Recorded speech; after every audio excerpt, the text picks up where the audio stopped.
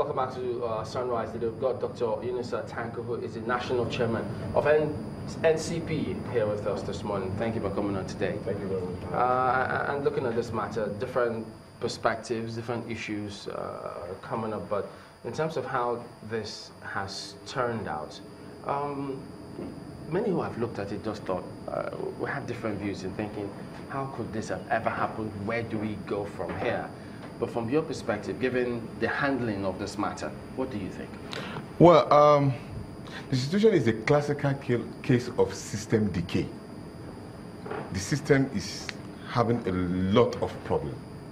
And I'm glad that the federal government quickly came in, especially Mr. President himself, quickly weighed in, because it's acceptable. The party itself completely condemned the situation because it's a dent on the anti-corruption war.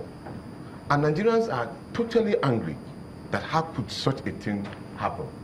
You know, when the story broke out in 2010, it was like, okay, there's an issue of embezzlement of 197 billion naira and all, siphoning money and all. Then people start to wonder, how could that be? How is that possible? By the time it becomes open in the glare, the EFCC had a chronological order of how such money were being transferred from one person to another. Okay, I read a Sahara reporter who gave a detailed description of what really transpired. But the truth about it is that there was no any concisive decision being taken on Maina's case, although he eloped. Well, recently or previously? Previously, I'm just going back into memory lane. When he eloped down, so the AFC have not been able to completely, prosecute the case, as it were. So it gave a lacuna to those who want to cash in and create a lot of opportunity to recall the person back. But the most important thing is that how could such a person be recalled if the system is not decayed? But talking from the recent events now, no. Is there a sincerity, do you see a sincerity of purpose to go through with this case? Because the EFCC is still on the hunt for the man in question. Yes. Is there a sincerity of purpose to actually apprehend him, catch him, and let him be prosecuted, or at least face judgment? The problem is this. Mr. President is a different person entirely. The people working with him are different people. That is not normal.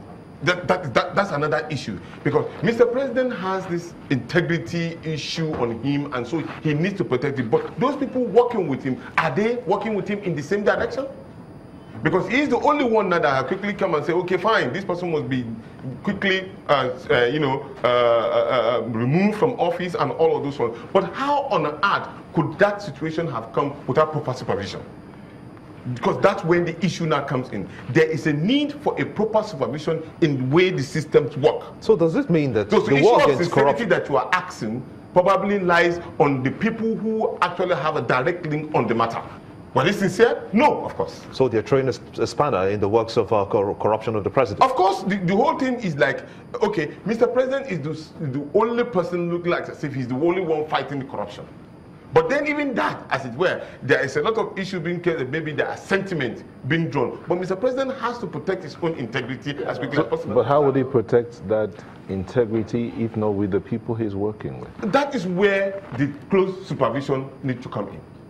The kind of people that you appoint, do they work with you in the same direction in what you are going? Do they think the same way you are thinking? Do they want to work with you in the same direction? But where you cannot be able to get the right person, then of course your own person is in jeopardy. Your comment, your contribution this morning points to the fact that a whole lot of people need to be punished for this Maina matter. Exactly. From where should it start? Well, you see, Mr. President needs to. Nigerians are expecting a whole lot from Mr. President because of the integrity level that he comes with as a background. Whenever there are issues of this nature, people need to see a decisive decision being taken on the people involved, and almost immediately. The slowness in nature of the action being taken by the presidency is affecting the anti-corruption fight. So many issues have happened and they continuously happen, and then without a decisive decision being taken. And that one sends a lot of wrong signal. The perception that people are getting is that Mr. President probably is condoning this particular situation from happening. You understand? So he needs to, they need to have a good committee, and they must give a quick decision on this. The secretary issue is still hanging. No decision has been made on the same matter. Is there. Then other long down issues have been there that nothing has been done. So nobody has been actually being prosecuted or taking decisions. So it puts a whole lot of question mark in the anti-corruption war. You know, we may be in danger of losing sight of some of the other matters about this case, because before he was reabsorbed into the civil service, there are those who were of the opinion that, look, what about the issues that he raised? The fingers he pointed, those whom he accused of benefiting from the system. Nobody seems to be focusing on some of those. So shouldn't we by now have said, okay, wait a minute, let's even go back and look into this entire, because he accused a lot of officers of paying certain people huge